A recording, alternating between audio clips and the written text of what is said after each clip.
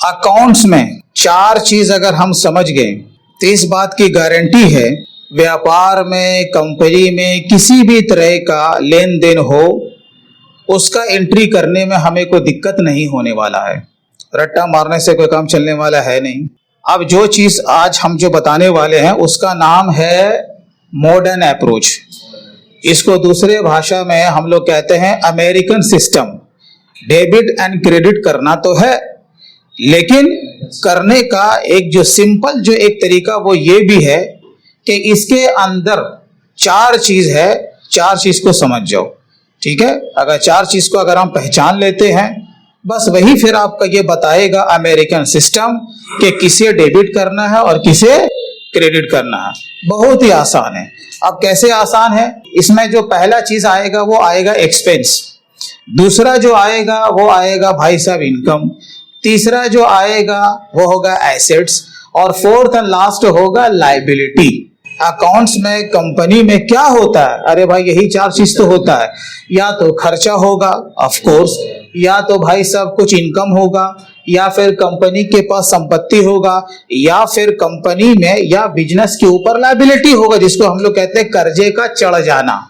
बराबर है। अब एक एक करके हम लोग इसे पहचानते हैं। तो सबसे पहला नंबर आया एक्सपेंस का। एक्सपेंस को हिंदी में क्या बोलते हैं? अरे भाई साहब खर्चा बोलते हैं। और क्या बोलते हैं? अच्छा ठीक है। अब जैसे कि कुछ एग्जांपल है यहाँ पे, है ना, जैसे कि हमारा सैलरी है, वेजेस है, कैरेज है, रेंट है, ऑफिस एक्सपेंस है। अगर यहाँ पर देखोगे ये सारा का सारा एक्सपेंस का नेचर है। अब अगर हम लिखना शुरू करें तब तो हम 100 तरह के एक्सपेंस के एग्जांपल दे सकते हैं, क्योंकि क्या होता है कि जिस नेचर का कंपनी होता है उस नेचर का उसका एक्सपेंस भी होता है। इसीलिए ये कहना कि इतना सा हम अगर रट्टा मार लें, किसी का बुक्स हम पढ़ लें, हाँ ट्रेडिंग के पीएनएल के डेबिट साइड में इतना दिया हुआ था सर हम रट्टा मार लिया। अरे बाबू, किताब की भाषा किताब तक ही सीमित रहेगा। अगर तुम कहीं पर भी किसी बिजनेस में जाओगे या कंपनी लेवल में जाओगे ना, तो जैसा नेचर वैसा एक्सपेंस। अब जैसे कि यहां पर अगर तुम गौर से अगर यहां पर देखोगे कहीं पर भी डाइंग चार्जेस है लिखा हुआ, देखो डाइंग चार्जेस है। कहोगे अरे सर अंधे को हाई कोर्ट दिखा रहे हैं क्या? नहीं है। फिनिशिंग चार्जेस है? नहीं है। तो इसका माने क्या ये एक्सपेंस का स्वरूप नहीं है? तुम कहोगे हाँ, लेकिन हमने तो रट्टा मार लिया किताब से। तो नहीं, रट्टा नहीं मारना। ठीक है। अब जैसे कि जो डाइंग चार्जेस हमने बोला, हमने जैसे फिनिशिंग चार्जेस बोला, सर ये कहां पर यूज होता है? तो टेक्सटाइल कंपनी में। कहां?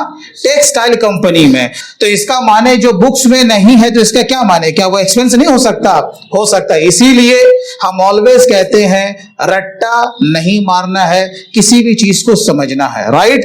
तो यहां पे जो एक्सपेंस है बस हमें पहचानना है किसी भी कंपनी में। हाँ भाई एक्सपेंस है, बस हम हो गया, मेरा काम खत्म, बस पहचानना है, एक्सपेंस हो गया। उसके बाद हुआ भाई इनकम। अब अगर कंपनी में सिर्फ एक्सपेंस हो तो कंपनी का दिवालिया हो जाएगा, कंपनी बैठ जाएगी, कंपनी डूब जाएगी और वो बैक टू पवेलियन चली जाएगी। बराबर है, जहां से आया था वो वहीं चला जाएगा। तो ऐसा है ना कि कंपनी में कुछ इनकम भी हो सकता है। जब तक कंपनी का इनकम होगा तब तक कंपनी चलती रहेगी। अरे सर बहुत भाषण दे दिया, जरा जल्दी बताइए। इनकम हम समझ रहे हैं, जैसे अरे भैया जो माल बेचेगा तो सेल उसके लिए क्या हो गया? इनकम। अब हर कोई व्यापारी थोड़े होता, हम आपको क्या व्यापारी नजर आ रहे हैं? हम क्या माल बेचते हैं? अरे नहीं सर इतना हम समझ रहे हैं, आप जो भाषण दे रहे हैं ना आप प्रवक्ता में से हैं। क्या है?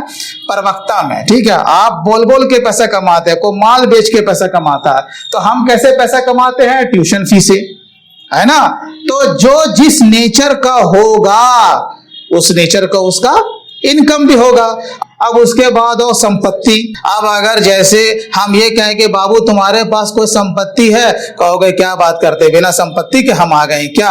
हम अपने ऑटो से आए हैं, टोटो से आए? नहीं, मतलब कि हम 3 व्हीलर से हम आए हैं। तो इसका माने वो अगर मेरा तो ऑफकोर्स वो मेरा संपत्ति हुआ कि नहीं जी? है मेरे पॉकेट में लक्ष्मीकांत दुबे जी है तो मेरा संपत्ति हुआ कि नहीं? बस भाई इसका माने तुम समझ रहे हो। अब उसी चीज को कंपनी में आ जाओ, कंपनी के पास भी संपत्ति हो सकता है ना जी।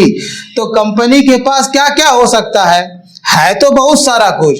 लेकिन मिसाल के तौर पे जैसे कंप्यूटर, बिना इसके कंपनी में काम ही नहीं चलता, राइट। अब जैसे कि मोबाइल है, इलेक्ट्रिकल आइटम है, कैश है, बैंक बैलेंस है, इन्वेस्टमेंट है, फर्नीचर है, एक्सेट्रा एक्सेट्रा, है ना।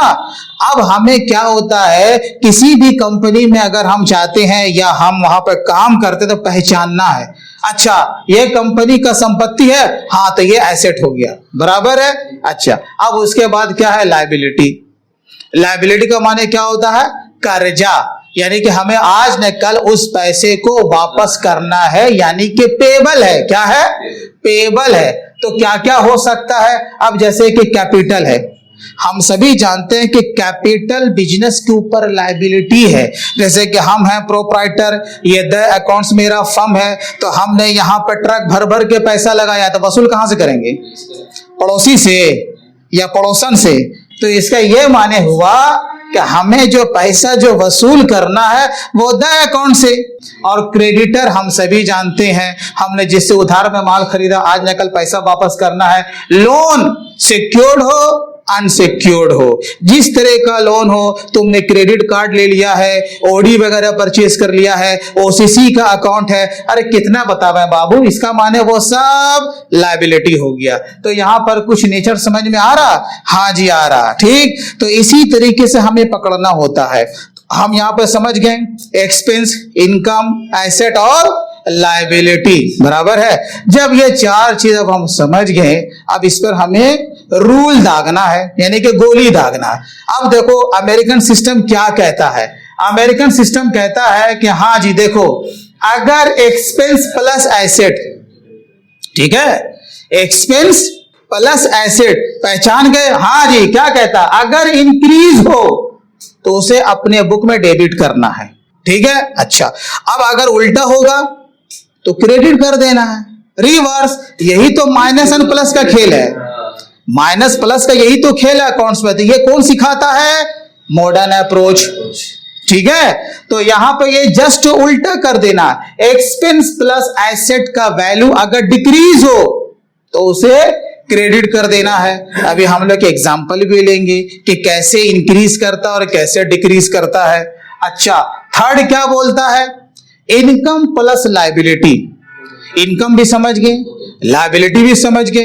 अब उसका वैल्यू इंक्रीज करे, था पहले 100 रुपया, बढ़ के हो गया 200 रुपया, अरे बाबा नहीं समझ रहे हो क्या करना है, इंक्रीज हो तो क्रेडिट करना है, और अगर वैल्यू डिक्रीज हो तो उल्टा कर दो ना। अब यहां पर एक क्वेश्चन जैसे हमने लिया, पेड सैलरी इन कैश है, हमने नगद में सैलरी दिया। अब ये बताओ यहां पे क्या चार चीज में से कोई भी चीज है, कहोगे सैलरी है, एक तो एक्सपेंस है, और दूसरा कैश है, एसेट है।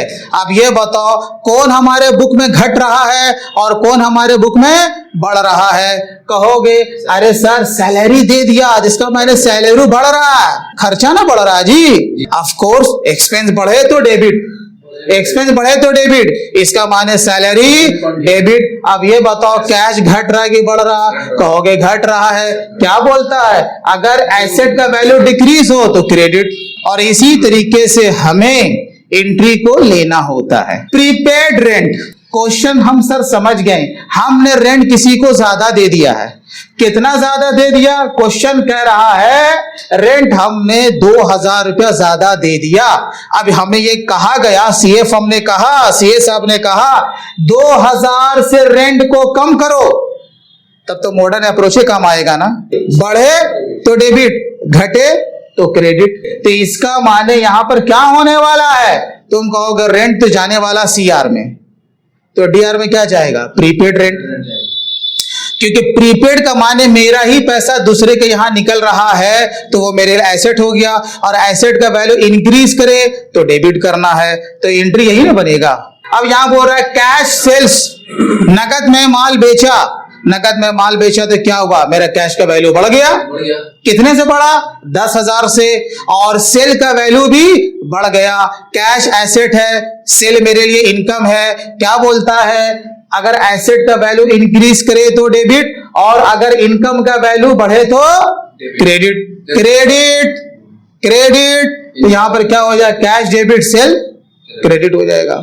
अब यहाँ पे अभी हमने क्या कि ABC एंड कंपनी से हमने उधार में माल खरीदा था, पैसा वापस दोगे कि नहीं? अब ये बताओ, जब हम किसी से उधार लेते हैं, पैसा वापस करते हैं, लायबिलिटी घटता कि बढ़ता है? लायबिलिटी घटता कि बढ़ता? कहोगे घटेगा। रूल क्या बोलता है? अगर लायबिलिटी डिक्रीज हो तो डेबिट, तो उल्टा करो ना।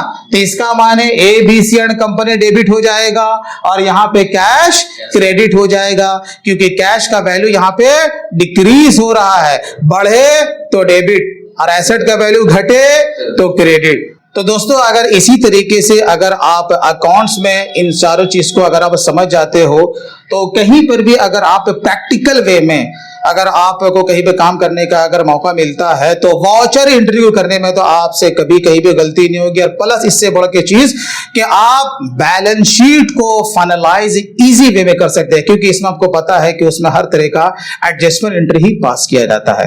दोस्तों, अगर वीडियो अच्छा लगा हो तो कम से कम इसे लाइक करें, और अभी तक अगर आपने हमारे चैनल को सब्सक्राइब नहीं किया तो प्लीज करें। तो चलिए फिर मिलते हैं किसी दिन किसी और नए दूसरे टॉपिक के साथ। तब तक take care and bye bye.